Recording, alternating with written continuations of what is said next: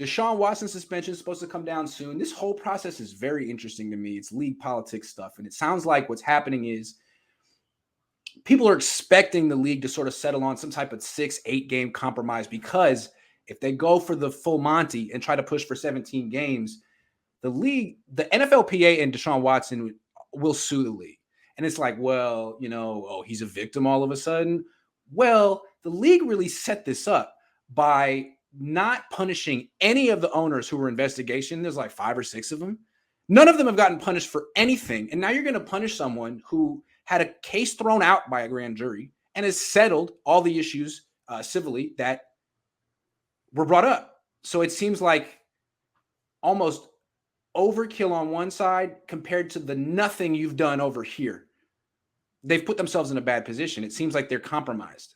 And maybe that's why they might compromise with Watson. I'm not going to comment on what's going on and what happened with the alleged victims. Right. I will say this. It doesn't look good. None of that stuff looks good about what's being said. None of it looks good.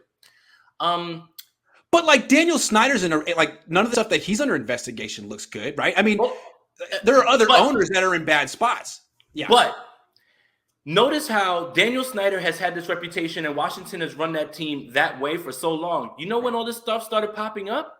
When they found out that he wasn't sharing all the revenue with the other owners, and they were like, "Oh, we can't have that." I mean, he can sexually harass women, he can take naked pictures of cheerleaders and pass those around, but you're not spending every dollar with us, and that leads now it's time to bring these issues to light.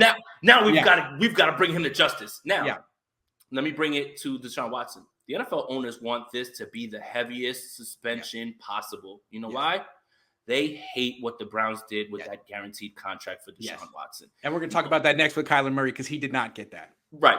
The owners are hoping that is the biggest punishment, that the Cleveland Browns get all this egg on their face because of that. The precedent that they've set with Deshaun Watson is bad, because now other people can come to the table eventually and say, well, he got a fully guaranteed contract. Notice why Kirk Cousins has gotten a fully guaranteed contract in the last 4 years, though, by the way. Keep sleeping on Kirk. That man. Yeah.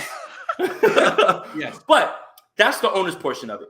When it comes to the suspension here, the NFL is in a bind, right? Because the conduct policy, they're a private organization. So when people bring up criminal or nothing in court, doesn't matter. They're a private company. You know how I know? My wife's in HR. Private company trumps whatever it is that you think. Their conduct policy is end all be all. You work for them, we decide. And we get to decide. So let me give you an example. Ezekiel Elliott got 4 games. He didn't see a day in court. Kareem Hunt was never sentenced to any jail time, but there's a video, and he got suspended for a year. Deshaun Watson, they can do whatever they want, but I do agree with you. They are getting to a point where it's just going to be one of these suspensions that's like 4 to 6, 6 to 8 games. You mentioned the personal conduct policy. From what I understand, in that personal conduct policy with the NFL, they say that they hold the owners to a higher standard than the players.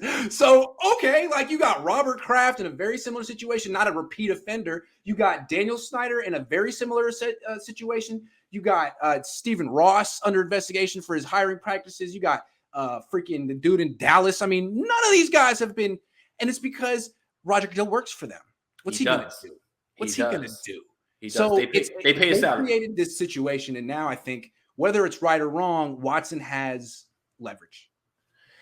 And that's the weird part about this situation. It feels like it's no win, because it feels like no suspension will be enough. Agree. And whatever suspension they give is not going to be enough. Right. It doesn't matter. Imagine how like women all over the country and the world will feel when it's only 6 games. Like that's going to be a very bad month for the NFL. And I asked all this the question people are going to be right for feeling that way. I ask this question all the time, Grant. How are women fans of this sport with the way that they're treated and disrespected over and over? It's wild to me, man. It's wild to me that women stick around and actually like this sport still. Yeah. Anyway, regardless of all that, with Deshaun Watson, I can see the NFL wanting to give out the full 17-game suspensions for that reason right there. But again, they know that Watson's got an argument, and they know that they created this. It's their fault. Yep. So they're going to do under the guise of time served. He missed an entire year last year. He'll probably have to pay back the money that he got. He's going to pay some of the money back to Houston. He'll pay a fine, 6 to 8 games, and that's it, man. And everybody will be outraged for about a week or two, and then they'll forget. Like Big Ben was allowed to just continue playing, and there's only whispers of what he did. Like people are gonna forget, and then the people in Cleveland are gonna forget as soon as Deshaun Watson throws for 4 touchdowns and beats the Steelers and they make the playoffs. Like, again, all this stuff I have a tough time understanding how women are fans of this sport still, especially with just the track record overall. Yeah. Sean says the Browns can afford to trade for Jimmy G if Deshaun Watson is willing to let them massage his contract. Thank you. Thank you, Sean. That was really well timed. It was very well paced. What the hell, man?